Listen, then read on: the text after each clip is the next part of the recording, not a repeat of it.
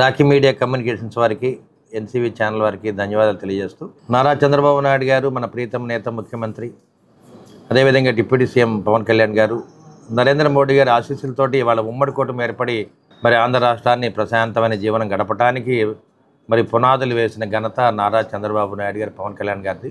ప్రశాంతమైన జీవనం గడుపుతున్న ఆంధ్ర రాష్ట్రంలో అలజడి సృష్టించాలనే ఆలోచనతోటి మరి భూమన కరుణాకర్ రెడ్డి గారు, మాజీ టీటీడీ బోర్డు చైర్మన్, మరి ఆయన ఒక అన్యమతస్థులని ఆ రోజుల్లో చెప్పడం జరిగింది. వారు టీటీడీ బోర్డు చైర్మన్ కూడా పనికిరారు.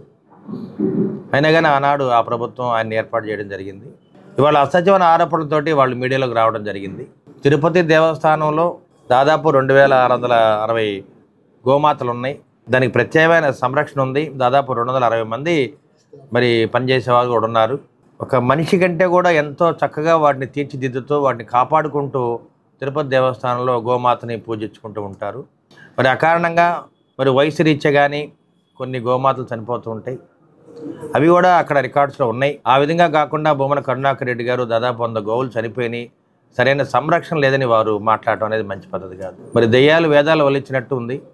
ఎందుకంటే ఇప్పటికి కూడా తీరు మారలేదు వైసీపీ నాయకులకి, జగన్మోహన్ రెడ్డి గారికి కానీ కరుణాకర్ రెడ్డి గారికి కానీ. ఒకసారి ఆలోచన చేయండి. తిరుపతి దేవస్థానం అంటే హిందూ ధర్మాన్ని పరీక్షిస్తూ ఉంటుంది.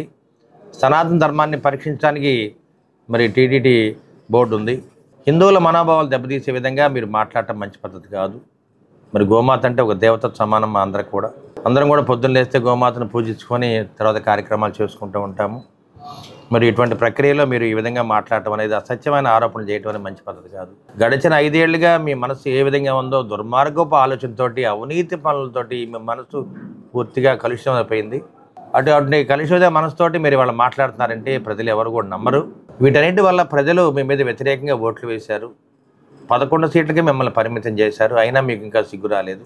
ఎప్పుడు కూడా ఈ వ్యవస్థను బాగు చేయడానికి ఒక మంచి విజన్ నాయకుడిగా నారా చంద్రబాబు నాయుడు గారు, అదేవిధంగా పవన్ కళ్యాణ్ గారు ఇద్దరు కూడా మనుషులు వేరే అనే ఒకే విజన్ తోటి వాళ్ళు ముందుకెళ్తున్నారు.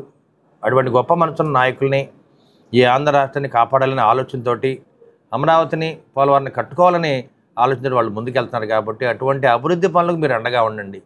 ఇటువంటి అసత్యమైన ఆరోపణలు కానీ దుర్మార్గపు ఆలోచన చేయొద్దని చెప్పి భూమన కరుణాకర్ రెడ్డి గారికి కానీ, అదేవిధంగా వైసీపీ నాయకులను కూడా మేము హెచ్చరిస్తున్నాము.